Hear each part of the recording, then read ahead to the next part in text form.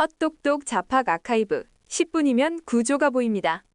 오늘 우리가 살펴볼 이야기는 고대의 전통과 현대의 아동인권이 아주 팽팽하게 맞서고 있는 곳 바로 네팔의 쿠마리 시스템에 대한 해설입니다. 정말이지 오래된 신앙과 제도가 어떻게 한 아이의 작은 삶 속에 이토록 촘촘하게 압축되어 있는지 이 매혹적이고도 복잡한 세계를 지금부터 확실하게 파헤쳐 보겠습니다. 먼저 여러분께 이런 질문을 하나 던져보고 싶네요. 만약 여러분의 2살짜리 아이나 예쁜 조카가 어느 날 갑자기 온 국민이 발밑에 엎드려 절하는 살아있는 여신이 된다고 한번 상상해 보시겠어요? 어제까지만 해도 칭얼대며 부모 품에 안기던 평범한 아이가 하루아침에 대통령과 국왕마저 고개를 숙이는 신성한 존재가 되는 겁니다. 믿어지시나요? 바로 이 지점에서부터 이 관행이 품고 있는 깊고도 미묘한 감정적인 텐션이 시작되거든요.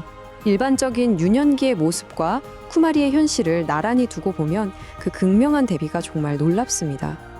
보통의 아이들은 맘껏 뛰놀고 넘어지면서 무릎도 까져보고 그러면서 세상을 배워가잖아요. 말 그대로 보편적인 혼란과 자유 그 자체죠. 하지만 쿠마리의 삶은 완전히 다릅니다. 절대 맨 땅을 밟아서는 안 되고요. 어딜 가던 누군가에게 안겨서 이동해야 합니다. 심지어 아이가 무심코 짓는 표정 하나, 눈물 한 방울조차 운명을 암시하는 엄청난 징조로 해석당하게 되죠. 그럼 여기서 쿠마리가 정확히 뭔지 짚고 넘어가 볼까요? 간단히 말해서 쿠마리는 힌두교의 여신 탈레주가 살아있는 인간의 몸으로 현신했다고 믿어지는 사춘기 이전의 소녀를 뜻합니다. 근데 여기서 진짜 흥미로운 포인트가 있어요. 이 힌두교의 숭고한 신성에 깃드는 곳이 불교적 배경을 가진 카트만두 계곡, 뉴아르 공동체, 그 중에서도 샤캬 가문 소농의 몸이라는 겁니다. 힌두교의 권위와 불교의 혈통이 한 아이의 몸 안에서 완벽하게 융합되는 정말 전 세계적으로도 독특한 종교적 화합의 사례라고 할 수 있죠. 하지만 이 눈부신 지위 이면에는 감옥이 되어버린 왕좌라는 꼬리표가 따라 붙습니다. 여기서 우리가 꼭 기억해야 할 게 이 이야기에는 어떤 악당도 존재하지 않는다는 거예요. 부모님들은 자기 딸이 여신으로 선택된 걸 가문의 엄청난 영광이라 굳게 믿고 신도들 역시 깊은 신앙심으로 아이에게 축복을 구합니다. 그러니까 모두가 철저히 선의를 가지고 움직인다는 거죠. 하지만 역설적이게도 이 선의로 똘똘 뭉친 시스템이 결국 한 어린아이를 가장 화려한 감옥 속에 가둬두게 되는 셈입니다. 자, 그럼 대체 이 여신은 어떻게 만들어지는 걸까요? 그 과정이 참 만만치 않습니다. 신성함이라는 게 그냥 하늘에서 뚝 떨어지는 기적이 아니거든요. 일단 샤캬 가문에서 조건에 맞는 여자아이를 찾아야 하고 32가지나 되는 완벽한 신체 조건을 일일이 확인해야 합니다. 그리고 마지막으로 가장 까다로운 감정적 공포 테스트까지 거쳐야 하죠. 정말이지 아주 무심할 정도로 엄격하고 임상적인 체크리스트를 전부 통과해야만 비로소 신으로 인정받게 되는 겁니다. 방금 말씀드린 그 32가지의 신체적 완벽함? 이 기준들을 자세히 들여다보면 정말 기묘할 정도로 구차적이에요.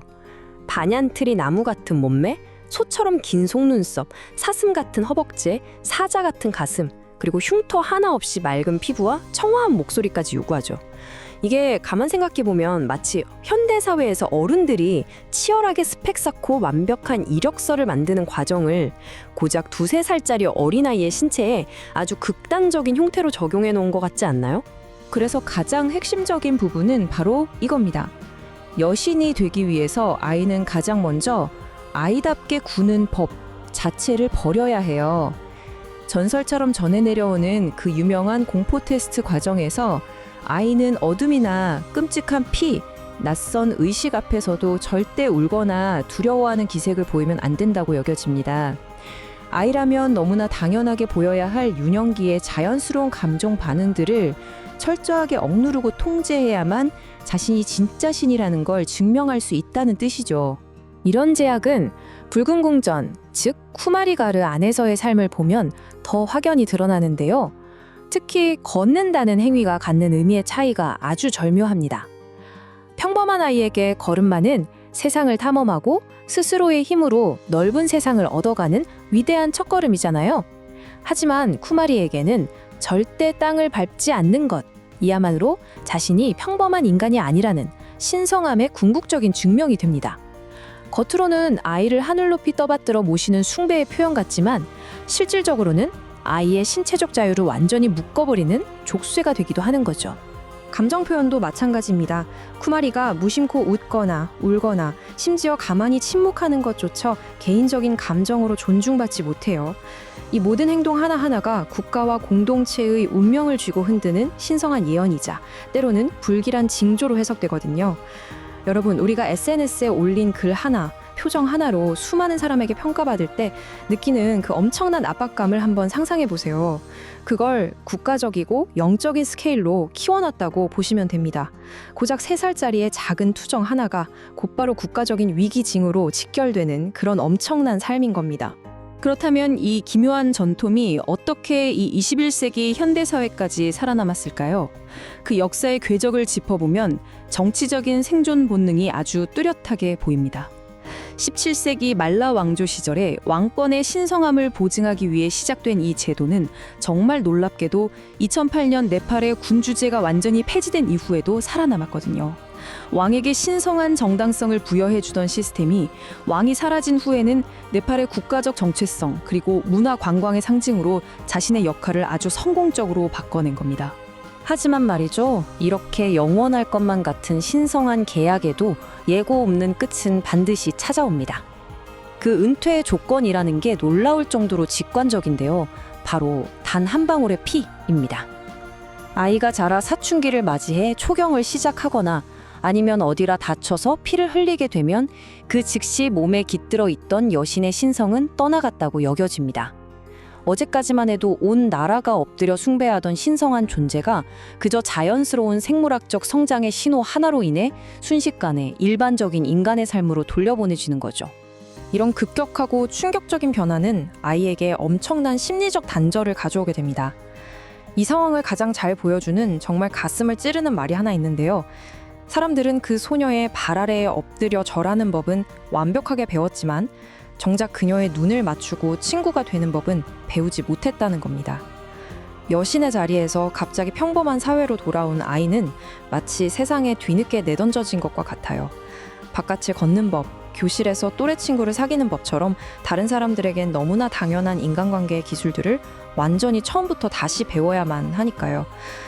게다가 은퇴한 이후의 삶에는 어둡고 끈질긴 미신의 그림자도 남아 있습니다.